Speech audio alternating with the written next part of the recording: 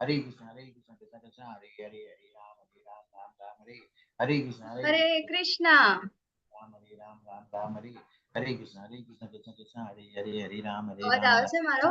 હરે हरे કૃષ્ણ. हरे कृष्ण माताजी जप चालू છે. हरे कृष्ण યસ પ્રભુજી. हरे कृष्ण माता जी, दंडवत प्रणाम। હરે કૃષ્ણ.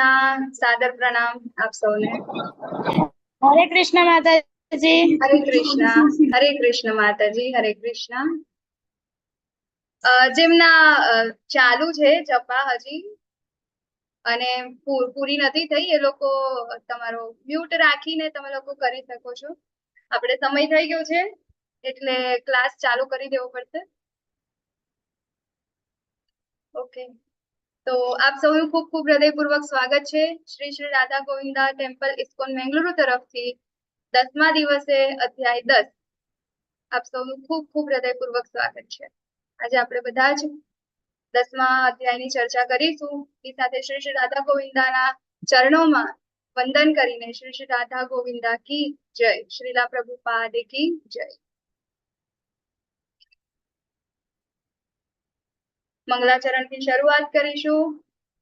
ઓમ અજ્ઞાનતિમિરાન્ધસ્ય જ્ઞાનાંજનશલાકયા ચક્ષુરુન્મિલિतं येन तस्मै श्रीगुरुवे नमः.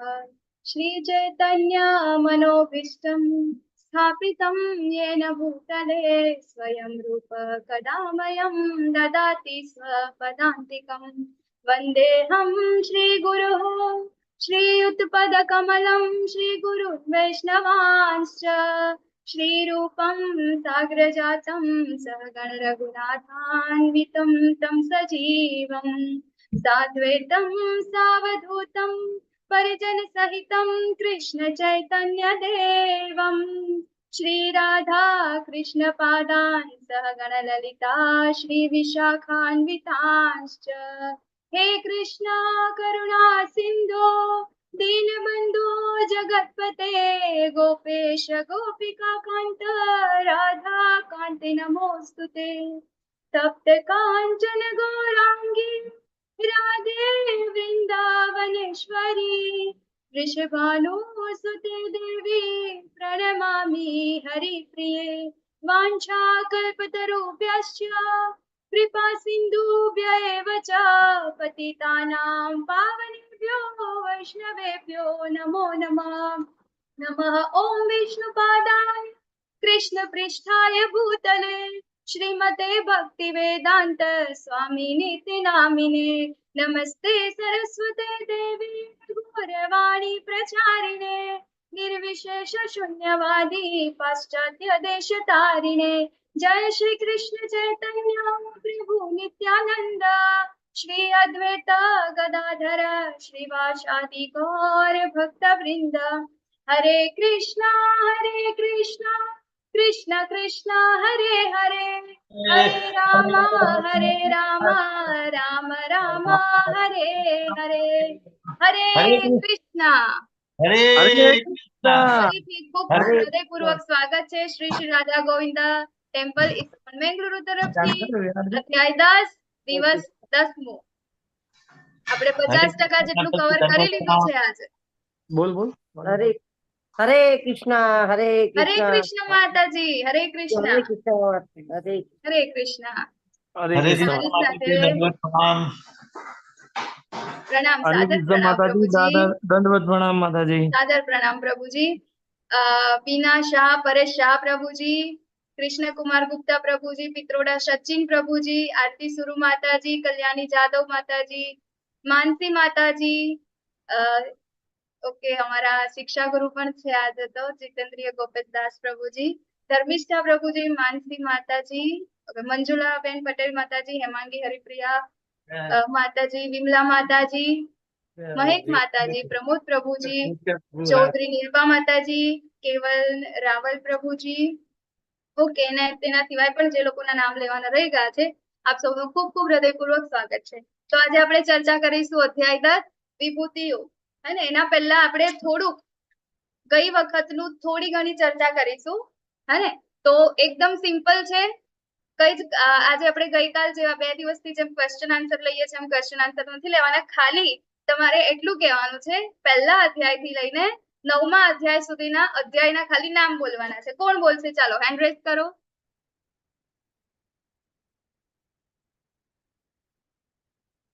યસ, એક જ કૃષ્ણકુમાર પ્રભુજી. બીજા બધા કરો. 1 થી 9 અધ્યાયના નામ તો બોલવાના છે, બીજું શું કરવાનું છે? યસ પ્રભુજી બોલો.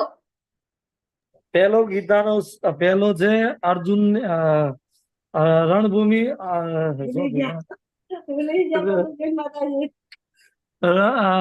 અર્જુનનો વિષાદ પહેલો. ઓકે, બીજો ગીતાનો સાર, ત્રીજો કર્મયોગ, ચોથું મને જી ભૂલી ગયો. અરે ભૂલી બોલ, ગયો કઈ વાંધો નહીં પ્રભુજી, તમે યાદ કરી લો. યસ પરેશ પ્રભુજી.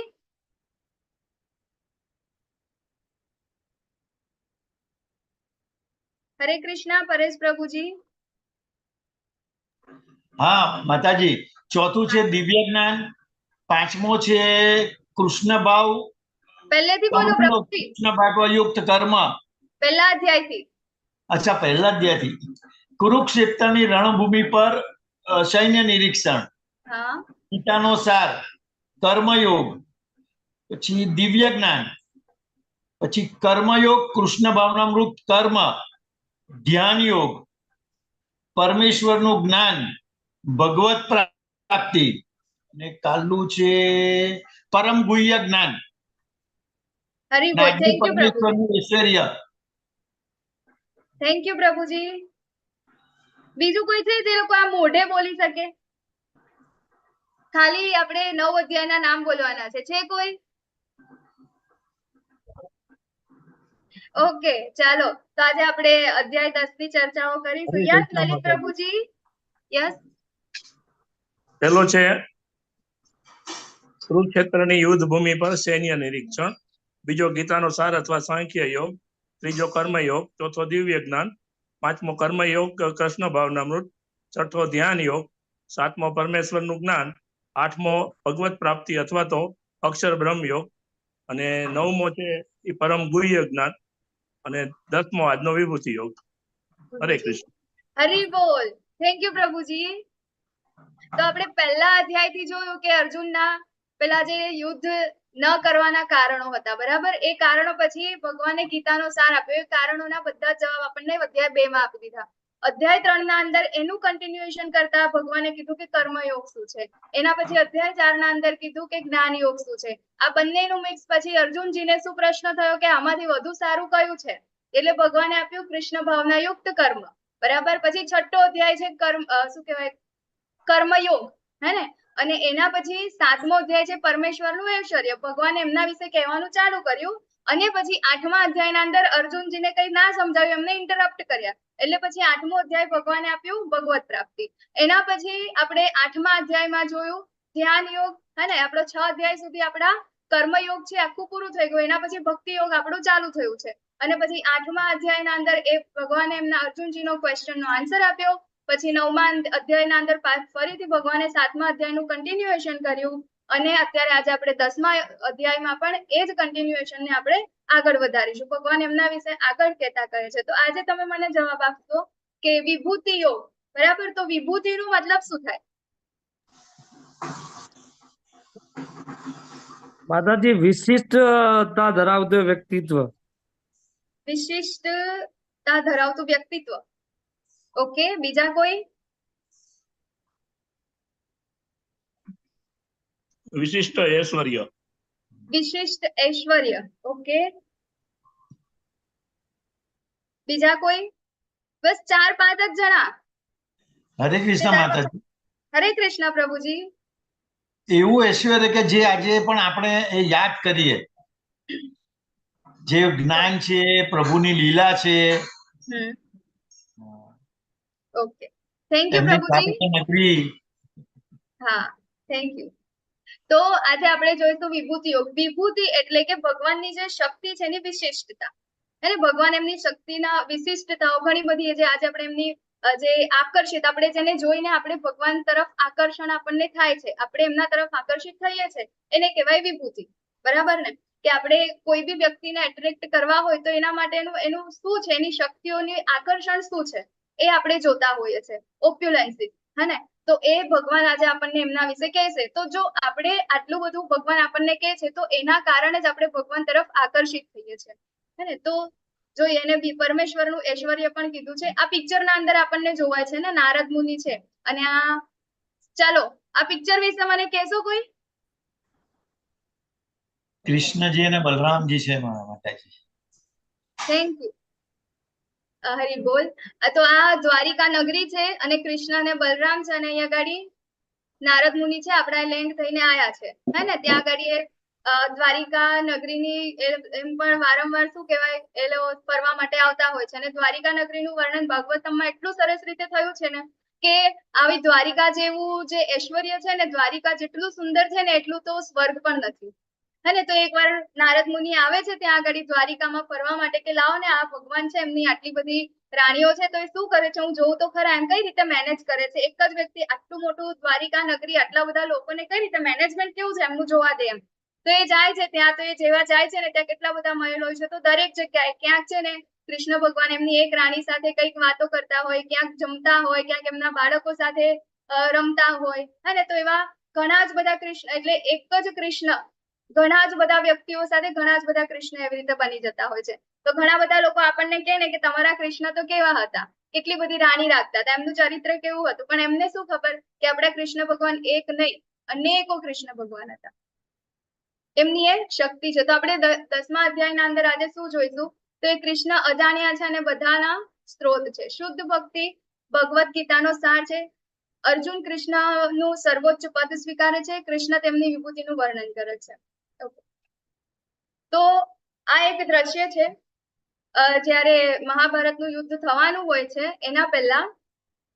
હવે પાંડવો અને કૌરવો એ બંને, કૃષ્ણ ભગવાન અને બલરામ છે એ બંનેના સગા થતા હતા. કૌરવો પણ સગા થતા હતા અને પાંડવો પણ સગા થતા હતા. પાંડવોનું તો સંબંધ આપણને ખબર છે. એવી જ રીતે કૌરવો જે છે એ લોકો સાથે પણ, જે દુર્યોધન હતો એ શું હતા, બલરામનો શિષ્ય હતો. અને એમને શિક્ષા ગુરુ પણ હતા એમના. તો એ વખતે એટલે બલરામજી એવું કે છે કે આ બંને વચ્ચે હું પડવાનો નથી, એટલે આ યુદ્ધના અંદર મારી કોઈ પણ સહાયતા રહેશે નહીં. મારી સેના જોઈશે તો નારાયણી સેના તમે લઈ જાઓ, પણ આના અંદર આપણે તો કશું કરી શકીએ નહીં, આમાં અમે પડીશું નહીં. ત્યારે કૃષ્ણ ભગવાન એવું કે છે કે ભલે તમે ના હો, પણ આપણે કઈક રીતે તો એમને આડકતરી રીતે તો મારે હેલ્પ એમને કરવી જ પડશે, કારણ કે અર્જુનજી એમના ભક્ત હતા, એમના મિત્ર હતા. તો કે હું મારા ભક્તને છોડીને એવી રીતે જઈ ના શકું.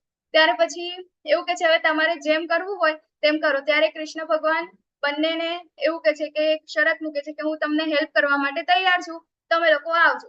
તો ત્યાં આગળ પછી શું થાય છે, અર્જુન અને જે એ છે એ બંને લોકો જાય છે ત્યાં આગળ.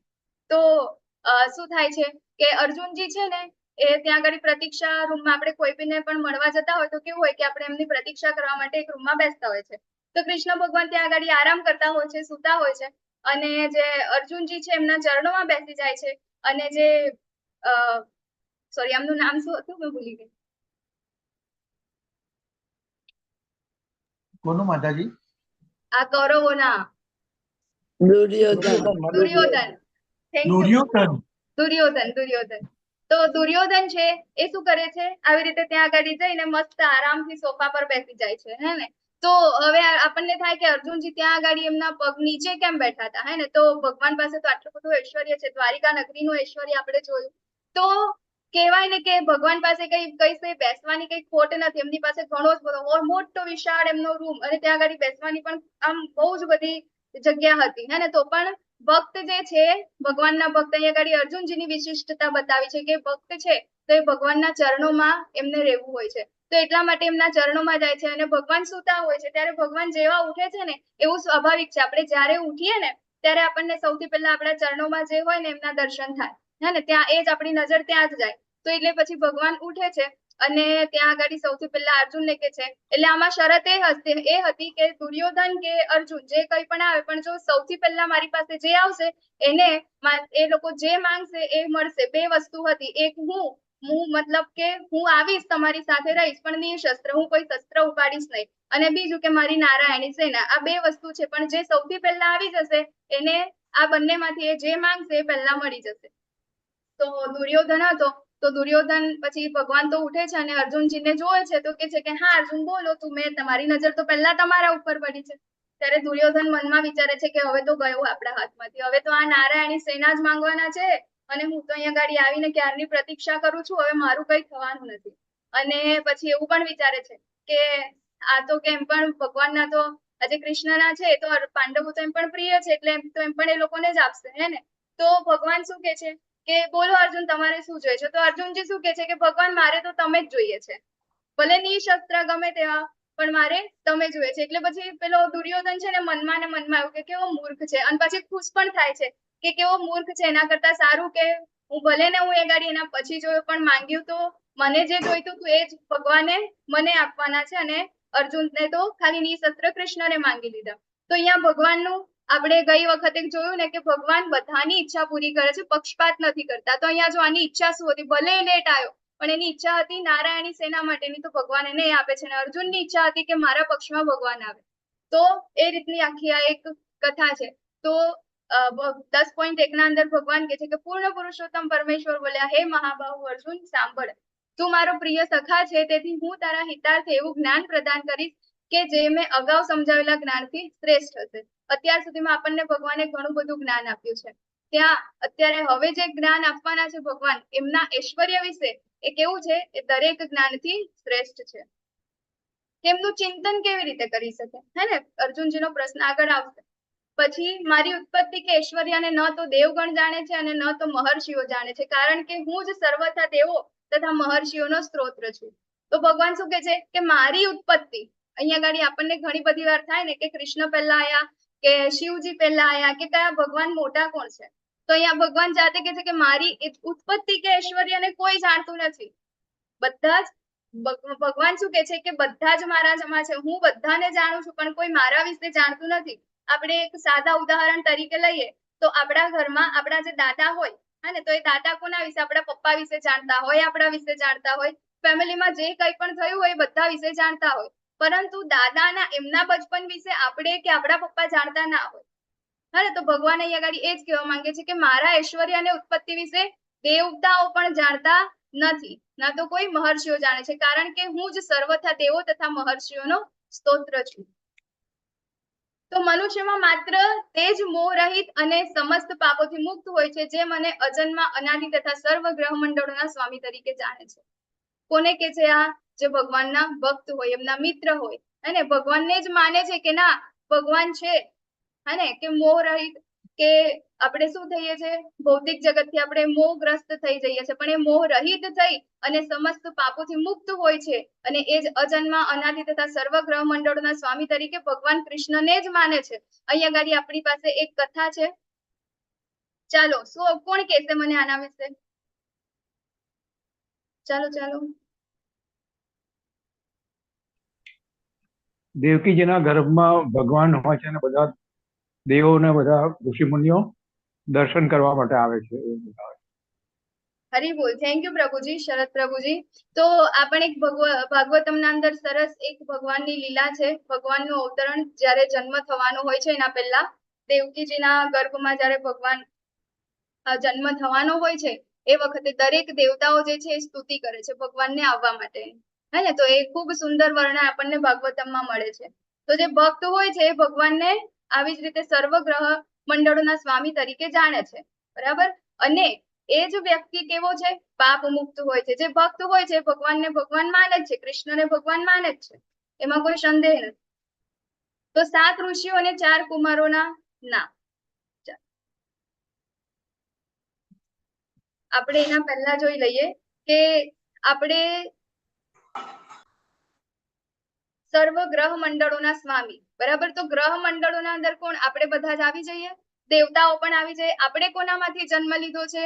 આપણે જે આપણા 7 ઋષિઓમાંથી, આપણા જે પણ જે ગોત્ર છે આપણા 7 ઋષિઓના નામ પરથી છે, હે ને. તો એ 7 ઋષિઓ ક્યાંથી આવે છે? પણ ભગવાનમાંથી આવે છે. જે સનત કુમારો છે પણ ભગવાનમાંથી આવે છે. બ્રહ્માજીમાંથી સનત કુમાર, સનત કુમારમાંથી જે ઋષિઓ છે એ પ્રમાણે પછી આપણું ગોત્ર આપણને એવી જ રીતે જીવોની ઉત્પત્તિ થાય છે. તો ભગવાન કે છે કે સર્વ ગ્રહ મંડળોના સ્વામી તરીકે ભગવાન પોતે જ છે. તો આપણને ખબર હોવી જોઈએ કે આપણા જે 7 ઋષિ છે એ 7 ઋષિના નામ કયા છે. 7 ઋષિ અને 4 કુમારો. ચાલો કોને ખબર છે?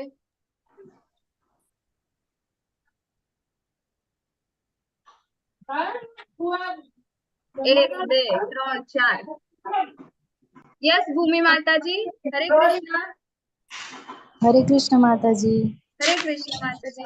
આપણે 4 કુમારોમાં શનકાદિ, શનદન અને સનાતન, અને સપ્ત ઋષિઓમાં અગસ્ત્ય, અત્રિ, ભારદ્વાજ, ગૌતમ, જમદગ્નિ, વિશ્વામિત્ર અને વશિષ્ઠ. હરે કૃષ્ણ. હરે કૃષ્ણ. હરિ બોલ. થેન્ક યુ માતાજી.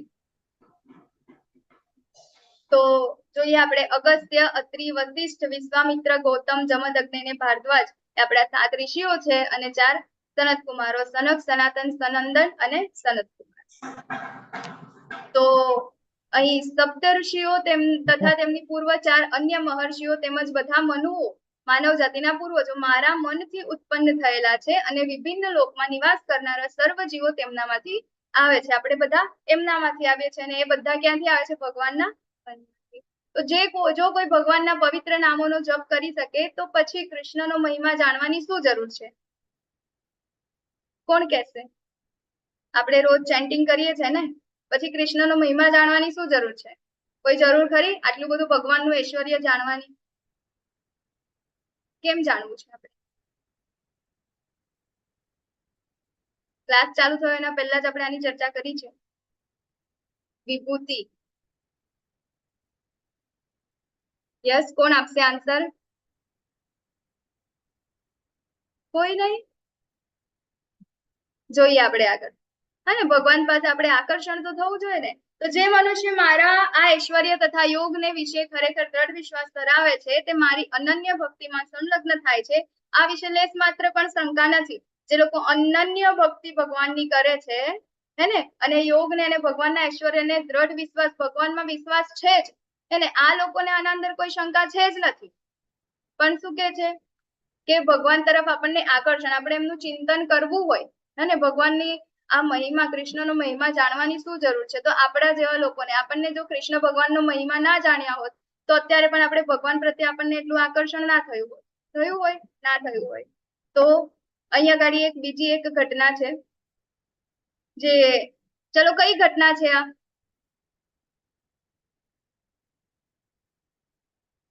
યસ કૃષ્ણ પ્રભુજી. માતાજી, આ છે ને જયારે ગોકુલથી બલરામજી અને કૃષ્ણ ભગવાન મથુરા આવે છે, ત્યારે તેમને જોવા માટે આખું નગર ભેગું થઈને જુએ છે, અને એમના આમ ગરકાવ થઈ જાય છે કે આજ એમને ચહેરો જોઈને એમના તલ્લીન થઈ જાય છે, પોતે બધું ભૂલી જાય છે ત્યાંના લોકો. હરી બોલ. થેન્ક યુ પ્રભુજી.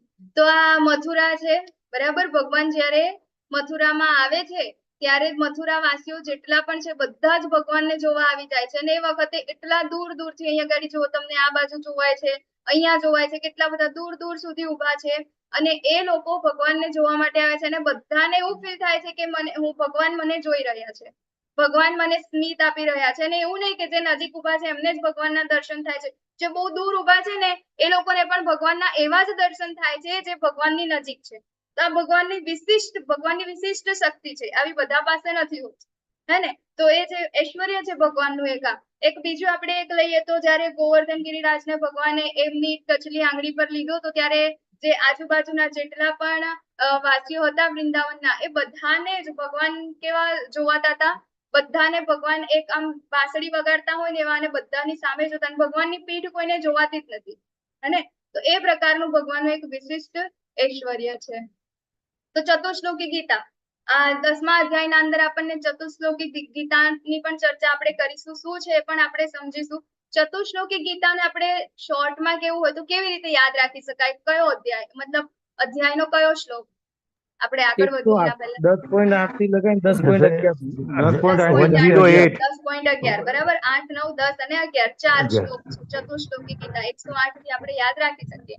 તો એમાં શું કે છે ભગવાન કે હું સમસ્ત દિવ્ય તથા ભૌતિક વિશ્વનું કારણ છું, દરેક વસ્તુ મારામાંથી જ ઉદ્ભવે છે. જે બુદ્ધિમાન મનુષ્ય સારી રીતે જાણે છે તેઓ મારી પ્રેમ ભક્તિમાં પરોવાય છે અને સર્વથા અંતઃકરણ પૂર્વક મને ભજે છે. અહીંયા આગળ ભગવાન એમના પોતાની વિશે વાત કરે છે, બરાબર. તો શું કે છે ભગવાન ભગવાન આઈડેન્ટિટી આપે છે.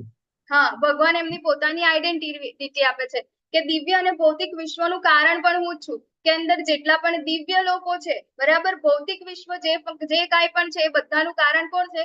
ભગવાન છે. દરેક વસ્તુ મારામાંથી જ ઉદ્ભવે છે, એવું કાંઈ પણ નથી કે ભગવાનની બહારનું હોય. હા, જે બુદ્ધિમાન મનુષ્ય આ સારી રીતે જાણે છે તેઓ મારી પ્રેમ ભક્તિમાં પરોવાઈ જાય છે. ઘણા લોકો કે છે, સાયન્ટિસ્ટ કે જે આપણું વર્લ્ડ જે છે, હે ને, બ્રહ્માંડ જે છે, પૃથ્વીનું સર્જન કેવી રીતે થયું, કે એક ગ્રહ છે એનું વિસ્ફોટક થયું અને પછી એમાંથી જીવો ઉત્પન્ન થયા, પૃથ્વી આવી. અને સાયન્સ ઘણા બધા એવા છે સાયન્સમાં એ કહે છે કે એવી રીતે થયું. તો એ બધું તો કઈ આપણે માની શકાય એવું નથી, હે ને. એવું હોય તો એ લોકો લેબમાં પણ આવું કરી શકે ને, કે ભાઈ બે કેમિકલ ભેગા થયા અને એમાંથી વિસ્ફોટ થયો અને એમાંથી આ બધું ઉત્પત્તિ થઈ. તો એવું તમે અત્યારે પણ કરીને બતાવી શકો છો, પણ એ પોસિબલ નથી કોઈનાથી પણ. એ લોકો ખાલી કહેવાથી થિયરીઓ જ છે એમ. તો શું છે કે સમસ્ત દિવ્ય તથા ભૌતિક વિશ્વનું કારણ ભગવાન પોતે છે. દરેક વસ્તુ મારામાંથી જ ઉદ્ભવે છે. અને બુદ્ધિમાન કોણ છે? કે આ વસ્તુ જાણે છે, જે સમજે છે, અને એ જ લોકો કોણ છે? આવા જ બુદ્ધિમાન વ્યક્તિઓ ભગવાનની પ્રેમ ભક્તિમાં પરોવાય છે, હે, અને ભગવાનને જ ભજે છે, જે ભગવાનના ભક્તો છે. 10.8 એના અંદર ભગવાન પોતાના વિશે કહે છે. હવે 10.9, તો 10.9 ના અંદર ભગવાન એમના ભક્તોની વિશે ચર્ચા કરે છે કે એમના ભક્તો કેવા છે. તો મારા શુદ્ધ ભક્તોના વિચાર મારામાં નિમગ્ન હોય, તેમના જીવન પૂર્ણપણે મારી સેવામાં સમર્પિત હોય છે અને તેઓ પરસ્પર બોધ આપી તથા મારા વિશે વાતો કરી પરમ સંતોષ તથા આનંદનો અનુભવ કરે છે. શું કરે છે? વિચારોમાં પણ ભગવાન, એમના ભક્તો હોય એમના વિચારોમાં પણ ભગવાન. એમની સાથે વાતો કરો તો ભગવાનની જ વાતો નીકળે, બીજી કોઈ વાત જ નહીં, હે ને. એમના વિચારોમાં પણ ભગવાન હોય, હંમેશા એમાં જ નિમગ્ન રહેતા હોય. તેમના જીવન પૂર્ણપણે મારી સેવામાં સમર્પિત હોય. સવારે 3 વાગ્યાથી ઉઠીને રાત્રે ઊંઘે ત્યાં સુધી, ક્લાસ પૂરો થાય, માળા પૂરી ના થાય ત્યાં સુધી, એટલે આખો દિવસ જેમનો જે છે સેન્ટરમાં કોણ હોય? ભગવાન. કે મારે આજે મારી માળા પૂરી કરવાની છે, મારે આ સેવા કરવાની છે, આ સેવા કરવાની છે. સેવા માટે જ સમર્પિત હોય. પરસ્પર બોધ આપે છે, કે એકબીજાને મળે પણ છે ને. ઇવન નોન ડિવોટી સાથે પણ જયારે મળે છે ને ત્યારે એમના ભલે ને આજુબાજુની ગમે તેટલી વાતો આવે, છેલ્લે એન્ડ તો એમનો કૃષ્ણ પર જ થાય છે. અને એમને ભગવાનની વાતો કરવી જ ગમતી હોય છે, એટલે ભગવાનના બોધ પરસ્પર એ લોકો આપતા હોય છે. મારા વિશે વાતો કરે છે અને પરમ. હરે કૃષ્ણ.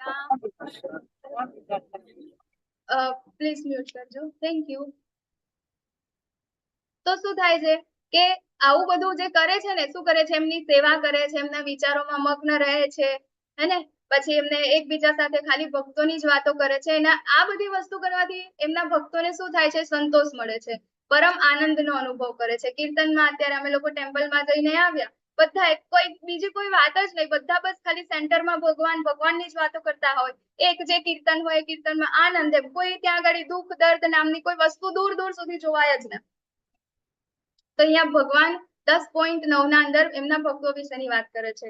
પછી 10.10 ના અંદર જે મનુષ્ય મારી પ્રેમપૂર્વક સેવા કરવામાં સતત સમર્પિત રહે છે, તેમને હું એવું જ્ઞાન આપું છું કે જેનાથી તેઓ મને પ્રાપ્ત કરી શકે છે. 10.8 ના અંદર શું હતું? ભગવાન પોતાના વિશે કહે છે. 10.9 ના અંદર ભગવાન એમના ભક્તો વિશે કહે છે. 10.10 ના અંદર એમના ભક્તોનું આવું કરવાથી શું થાય છે, હે ને, કે જો આવું રીતે મારી પ્રેમપૂર્વક સેવામાં સતત સમર્પિત રહે છે, તેમને હું આવું જ્ઞાન આપું છું કે જેનાથી તેઓ મને પ્રાપ્ત કરી શકે છે. બધાના વિશે આ પોસિબલ નથી. આપણે જયારે રજીસ્ટ્રેશન કરાયું તે વખતે કેટલા બધા હતા? ફર્સ્ટ ડે ક્લાસમાં કેટલા બધા હતા? અહીંયા સુધી પહોંચવા વાળા કેટલા છે? માત્ર 4, હે ને. આપણા નવા પાર્ટિસિપન્ટ ના અંદર આપણે જોયું તો 4 થી 5 જ નવા પાર્ટિસિપન્ટ છે જે અત્યારે 10મા અધ્યાય સુધી આવી પહોંચ્યા છે. તો એ લોકો મતલબ કે એ લોકો શુદ્ધ ભક્ત બનશે ભગવાનના, હે ને. તો શું છે કે બધા જ અહીંયા સુધી પહોંચી શકતા નથી. આ જ્ઞાન ભગવાન કોને આપે છે?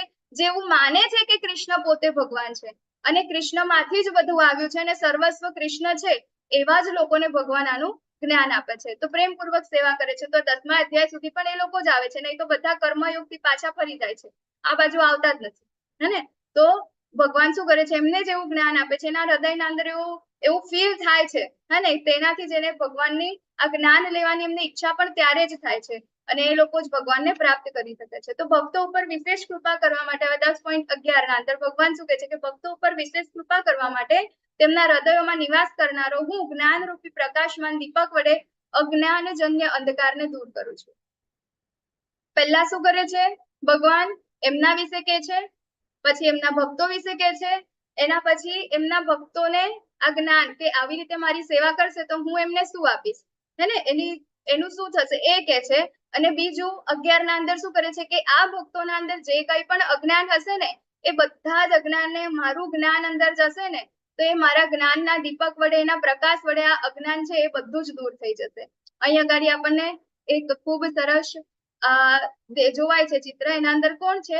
પરીક્ષિત મહારાજ છે, બરાબર. એ ભાગવતમનું શ્રવણમ કરી રહ્યા છે. તો જ્ઞાન, તો ભગવાન જો શુદ્ધ ભક્ત, જો આપણે ભક્તિ આપણા મનમાં હોય, આપણા હૃદયમાં હોય, ભગવાન કૃષ્ણને જ આપણે પોતાના ભગવાન માનતા હોય, સર્વોચ્ચ માનતા હોય, તો ભગવાન આપણને એવું જ્ઞાન આપે છે. અંદરથી ભગવાન આપણને એવું આપણું જે અજ્ઞાન જે છે દૂર કરે છે. કેટલા બધા ક્વેશ્ચન હોય છે, આપણે ક્લાસીસ જોઈન કરીએ છીએ ત્યારે ધીરે ધીરે બધા ઓછા થતા જાય છે. પણ ક્યારે? જ્યારે આપણે છેક સુધી જોડાતા જઈએ ત્યારે.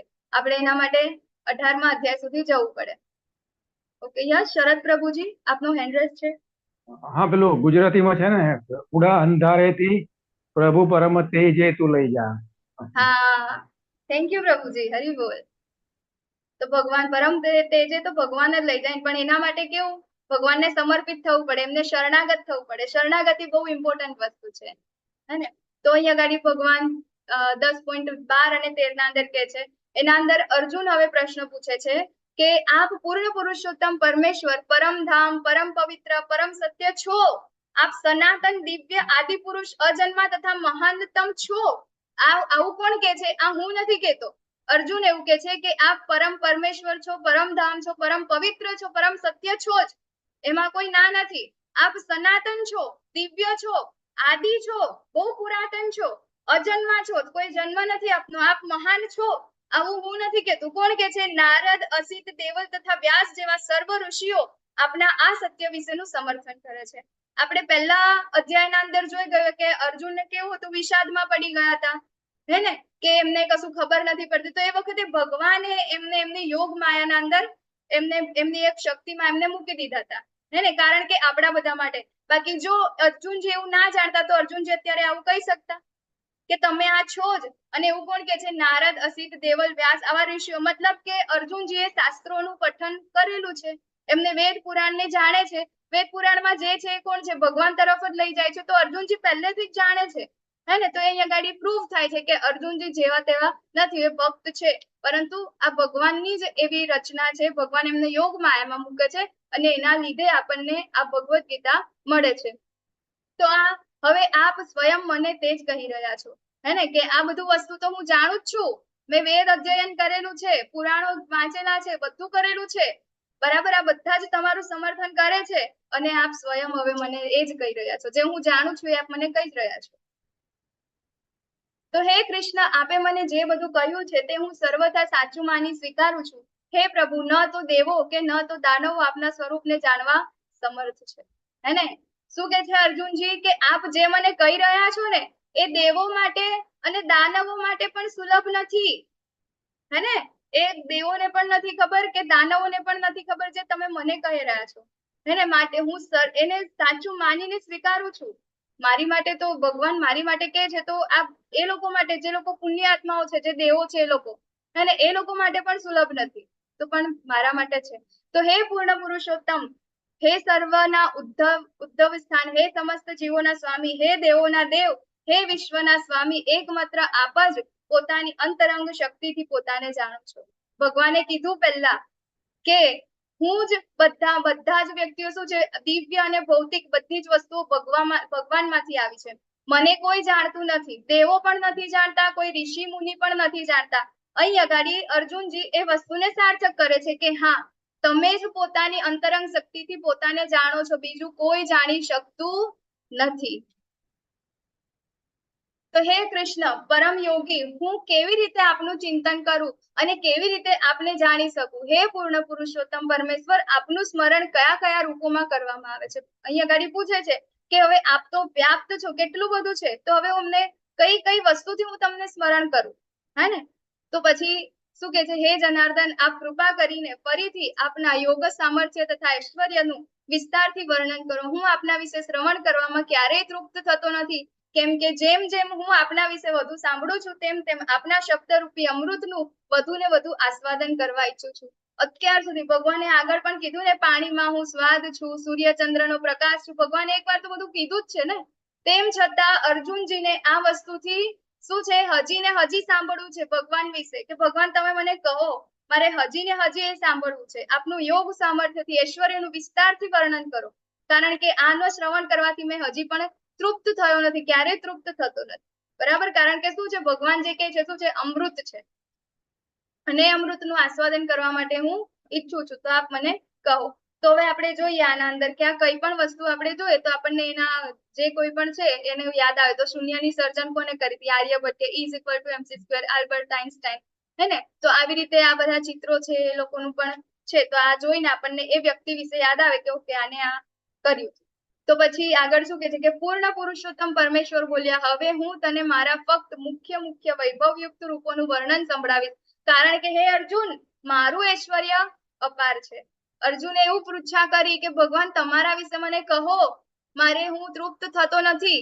તમારું જે કંઈ પણ તમે જે કહો છો એ શ્રવણ કરવા, એ કેવું છે, અમૃત જેવું છે, મારે એનું આસ્વાદન કરવું છે. તો ભગવાન શું કે છે કે મારું તો એટલું બધું છે, મારું જે કંઈ પણ મારી લીલાઓ છે, ભગવાનનું ઐશ્વર્ય છે, એટલું બધું છે કે અત્યારે ભગવાન પૂરું ના કરી શકે, કહી ના શકે, હે ને? તો મારા ફક્ત મુખ્ય વૈભવયુક્ત રૂપોનું વર્ણન સંભળાવીશ. અત્યારે આપણને ભગવાન કહે છે તો એ શું છે, ખૂબ ઓછું, ખાલી ટ્રેલર જેવું, હે ને? એ તો ખાલી ઉપર ચલું કે તને મોટું કહી દઉં છું, પણ મારું ઐશ્વર્ય કેવું છે, અપાર છે. ભાગવતમના અંદર આપણે જોઈએ તો બધાને ખ્યાલ હશે કે ભાગવતમના અંદર ભગવાનની જેટલી પણ જન્મથી લઈને બધી જ એમની લીલાઓ છે, હે ને? તો ભાગવતમ તો એક અત્યારે આપણને જે મળ્યું છે એ ખાલી એક છે, એવા તો અનંત બ્રહ્માંડ છે, અને કહેવાય છે કે અનંત બ્રહ્માંડના અનંત શેષ એમના અનંત મુખથી અનંત કાળથી ભગવાનની આવી રીતે કથાઓનું એ લોકો કહેતા આવ્યા છે. શિવજી એમ સાંભળતા આવ્યા છે, એમને ભાગવતમ કહેતા આવ્યા છે,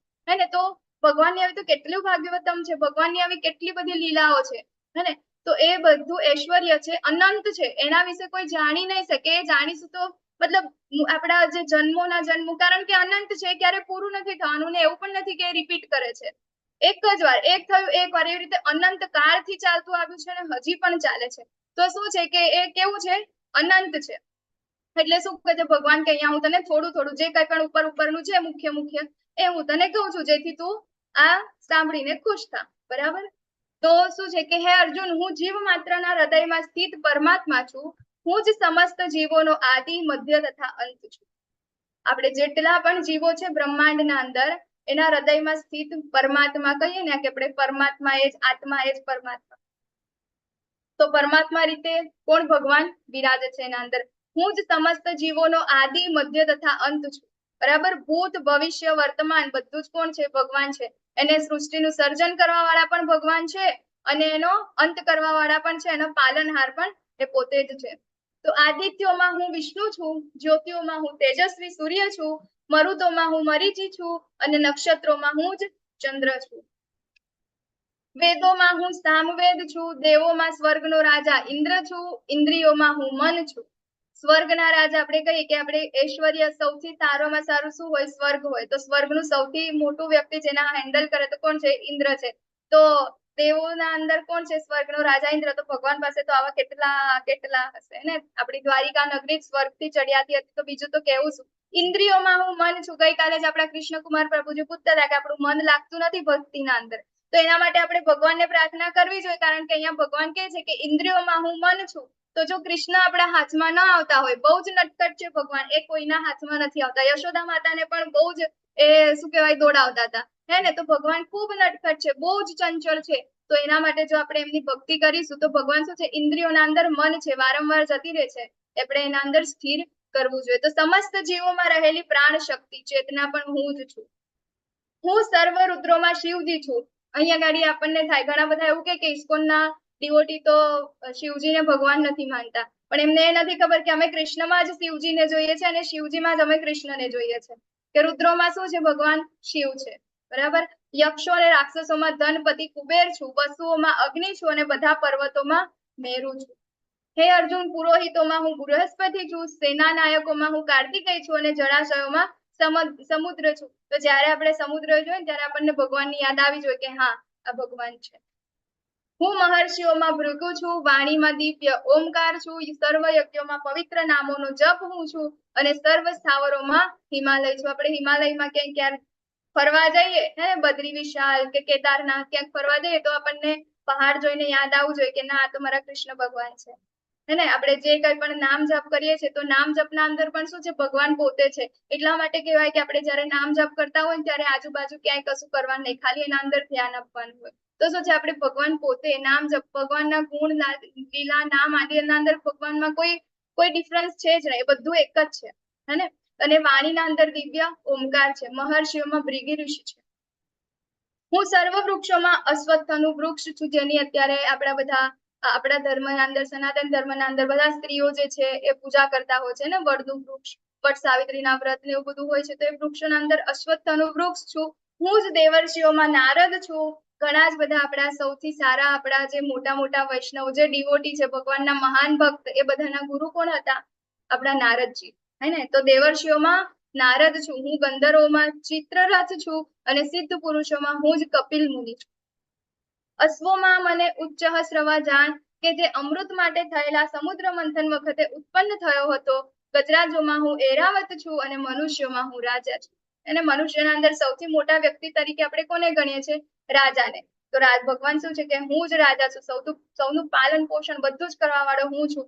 એરાવત પણ હું જ છું. હું શસ્ત્રોમાં વજ્ર છું અને ગાયોમાં હું સુરભી છું.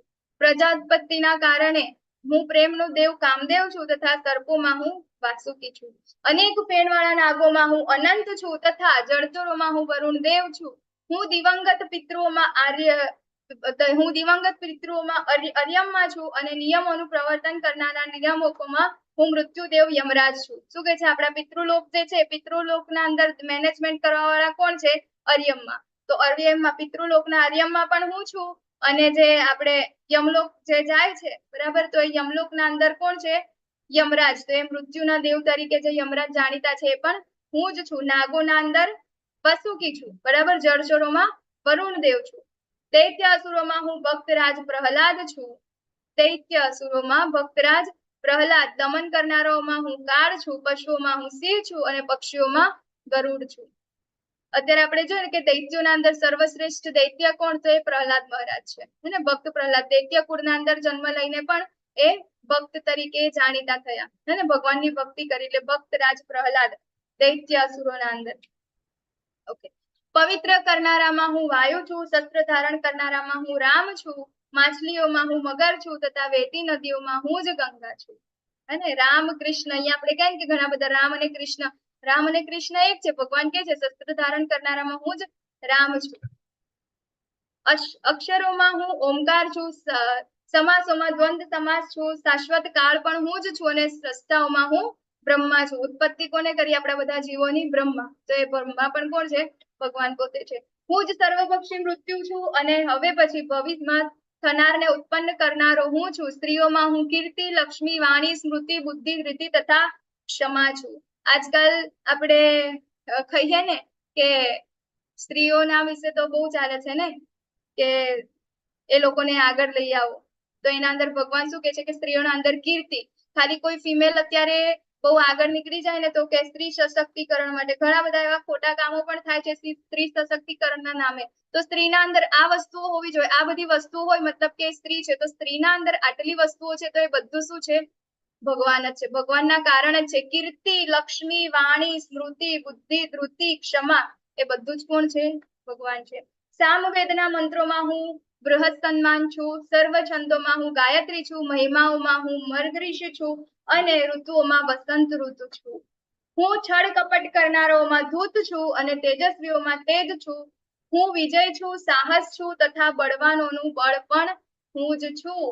ગોવર્ધન ગિરિરાજને ટચલી આંગળીમાં 7 દિવસ સુધી ઉચકી રાખનાર અને પણ એકદમ કઈ ખબર જ ના પડે. બધા ભગવાનને એવું કે આટલા નાના અમારા કૃષ્ણને અમે લોકો શું કરીએ, હેલ્પ કરીએ કે એકલા થાકી જશે તો બધા પોતપોતાનાથી જે કંઈ પણ થાય ને આમ કરીને ઉભા રહે, તો બધાને એવું લાગે કે ના મારા લીધે ગોવર્ધન ગિરિરાજ અત્યારે આમ ઉપર છે ને ત્યારે પણ ભગવાન એટલા સ્મિત સાથે, એટલી શક્તિ છે, બળવાન છે એટલા. હું વંશીઓમાં વાસુદેવ તથા પાંડવોમાં હું અર્જુન છું, હું સર્વ મુનિઓમાં વ્યાસ છું તથા મહાન વિચારકોમાં ઉષ્ણા શુક્રાચાર્ય છું. અચરાજકતાનું દમન કરનારા સર્વ સાધનોમાં હું દંડ છું, વિજયની ઈચ્છા ધરાવનારોમાં હું નૈતિકતા છું, રહસ્યોમાં હું મૌન છું અને જ્ઞાનીઓમાં હું જ્ઞાન છું. વળી હે અર્જુન, સર્વ અસ્તિત્વનો જનક બીજ છું, સ્થાવર કે જંગમ એવો કોઈ જીવ નથી જે મારા વિના અસ્તિત્વ ધરાવી શકે. ભગવાન અહીંયા આટલું બધું જ કે છે અને છેલ્લે કે છે કે આના અંદર જે કંઈ પણ આવ્યું ને એવું લાગે ને કે કંઈ રહી ગયું છે, તો એ જે કંઈ પણ રહી ગયેલું પણ લાગે ને એ બધી જ વસ્તુ કોણ ખેસેમાં જે ભગવાનના અંદર જ અસ્તિત્વ ધરાવે છે. ભગવાનથી બહાર કંઈ જ નથી. આપણે જે કંઈ પણ આપણે તો એવી આપણું તો એવું માઇન્ડ જ નથી, આપણી તો એવું મન મતલબ આપણી બુદ્ધિ જ નથી એવું કે ત્યાં સુધી વિચારી શકે હે ને. તો આપણે જ્યાં સુધી વિચાર પણ ના કરી શકે, મહાન વ્યક્તિઓ જ્યાં સુધી વિચાર ના કરી શકે ત્યાં સુધી એવું કઈ વસ્તુ છે કે જે આ બ્રહ્માંડના અંદર છે કે જે ભગવાનના અંડરમાં ના આવતું હોય. દરેક વસ્તુ, કારણ કે ઉત્પત્તિ બ્રહ્માંડની ઉત્પત્તિ કરનારા એ પોતે છે, અનંત બ્રહ્માંડ છે, તેવું બધું દરેક જીવ એને સ્થાવર કે જંગમ કોઈ પણ જીવ નથી એવો જે શું કહેવાય મારા વિના અસ્તિત્વ ધરાવી શકે, ભગવાન વગર કોઈ જ નથી. ઓકે, 10.40 કે છે કે હે વીર પરંતપ, મારી દેવી વિભૂતિઓનો અંત નથી, મેં તને જે બધું કહ્યું તે મારી અનંત વિભૂતિઓનો એક સંકેત માત્ર છે. અત્યારે ભગવાને આટલું બધું કીધું કે હું આના અંદર છું. ભગવાને મોસ્ટલી બધું જ કહી દીધું. જે મેન હતું ને, જે કહેવાય ને કે જે લીડર હોય એના ઉપર જે બધું મેનેજમેન્ટ કરતા હોય, દરેકના અંદર જે મેન વ્યક્તિ હોય ને એ બધું જ ભગવાને પોતાને કહી દીધું કે ના આના અંદર હું આ છું. હવે શું કે છે કે આ બધું તો ખાલી ઉપર છેલ્લું છે હે ને, કારણ કે મારી વિભૂતિઓ કેવી છે, અનંત છે. તો શું છે કે આ તો મારી અનંત વિભૂતિઓનો એક સંકેત માત્ર છે, ખાલી એક બતાવેલું છે ભગવાને, આપણને એડ આપી છે હે ને. ટ્રેલર બી ના કહેવાય આને, તો ખાલી એક એડ આપી છે કે ઓકે ચલો આવું છે, અંદર જઈએ તો ખબર પડે. તો આ શું છે, અનંત છે. તો હે વીર પરંતપ, મારી દેવી વિભૂતિઓનો અંત નથી, મેં તને જે બધું કહ્યું તે તો મારી અનંત વિભૂતિઓનો એક સંકેત માત્ર છે. તું જાણી લે કે સમગ્ર ઐશ્વર્ય, સૌંદર્ય તથા તેજસ્વી સર્જનો મારા તેજના એક સ્ફુલ્લિંગ માત્રમાંથી ઉદ્ભવે છે. સમગ્ર ઐશ્વર્ય, સૌંદર્ય, તેજસ્વી સર્જનો, આપણે જે કાંઈ પણ જોઈએ છે, જે આપણને ખૂબ ધનવાન, ખૂબ ઐશ્વર્ય વાળું લાગે છે, ખૂબ સુંદર દેખાય છે, ખૂબ તેજસ્વી લાગે છે અને એવા જેટલા પણ સર્જનો છે, સુંદરમાં સુંદર, આપણે અત્યારે ફરવા લાયક સ્થળો ચલો આપણે જોઈએ સૌંદર્યના અંદર ઘણા બધા પ્રકૃતિ પ્રેમી હોય હે ને, કે આપણને કોઈકને દરિયો ગમતો હોય, કોઈકને પહાડ ગમતા હોય, તો એટલું સુંદર આખી દુનિયાના અંદર, એવું નહીં કે ખાલી ભારતના અંદર એને ઘણા બધા આપણે ફરવા જવા માટે સ્વિટ્ઝરલેન્ડની વાત કરતા હોય, તો એના અંદર જે કંઈ પણ સૌંદર્યવાળી વસ્તુ છે, તેજસ્વી વસ્તુ છે કે ઐશ્વર્યમાની વસ્તુ છે, એ બધું શું છે, ભગવાનના માત્ર ને માત્ર ખાલી એક સ્ફુલ્લિંગ માત્ર છે. ભગવાન પાસે કેટલું હશે અને તો એ સ્ફુલ્લિંગ માત્રથી ઉદ્ભવે છે, ખાલી આટલી એમથી નાની એમની સ્ફુલ્લિંગથી ઉદ્ભવે છે. તો બીજું બધું તો કહેવું જ શું રહ્યું. પરંતુ હે અર્જુન, આ સર્વ વિગતવાર જ્ઞાનની શી જરૂર છે? હું તો મારા એક અંશ માત્રથી આ સમગ્ર બ્રહ્માંડને વ્યાપીને તેને ધારણ કરું છું. છેલ્લે શું કે છે કે આ બધી જ વસ્તુના જ્ઞાનની કોઈ જરૂર જ નથી, કારણ કે ભગવાનના અંશ માત્રથી સમગ્ર બ્રહ્માંડને વ્યાપીને ધારણ કરું છું. આટલું આ જે કંઈ પણ બ્રહ્માંડ છે એ ભગવાનનું શું છે, અંશ માત્રથી ઉદ્ભવે છે. ભગવાનનું ખાલી અંશ માત્ર છે. ભગવાન તો બહુ આપણું તો શું કે આપણે તો પહોંચી પણ ના શકીએ ત્યાં સુધી, અને તો એ અંશ માત્રથી આ સમગ્ર બ્રહ્માંડને શું છે, ધારણ કરે છે ભગવાન. આ તો કઈ જ નથી, એટલે એને જાણવાની શું જરૂર છે. આ શ્લોકમાં સ્ફુલ્લિંગ માત્ર એટલે શું છે જોઈએ આપણે. ચાલો, સ્ફુલ્લિંગ માત્ર એટલે શું, આપો જવાબ. હરે કૃષ્ણ માતાજી. હરે કૃષ્ણ પ્રભુજી. સેફોર દાવણના સળગાવવા માટે એક દિવાસળી જ કાફી છે, એટલે સ્પુલિંગ એટલું જ જરૂરી છે. આમ ગેસ સળગાવવા લાઇટર છે, એમ સ્પુલિંગ છે એવી રીતે. હરે કૃષ્ણ. થેન્ક યુ પ્રભુજી, થેન્ક યુ. હરી બોલ. હે ને, તો ખાલી એક ચિંગારી, એક ખાલી ચિંગારીની જરૂર છે, એ ખાલી ચિંગારીથી જ આ બધું થઈ જાય છે. તો ભગવાન, ચાલો ક્વેશ્ચન આન્સર. તો આદિત્યમાં ભગવાન કોણ છે? આદિત્યમાં સૂર્ય ભગવાન કૃષ્ણ શું છે? સૂર્ય સૂર્ય છે. તારાઓમાં ભગવાન કૃષ્ણ શું છે? ચંદ્ર ચંદ્ર. કંપન વચ્ચે ભગવાન કૃષ્ણ મહામંત્ર જાપ અહીંયા લખી દીધું છે હે ને. વૃક્ષોની વચ્ચે ભગવાન કૃષ્ણ અહીંયા ગાડી વડ લખ્યું છે પણ એવું નથી, વડ છે હે ને.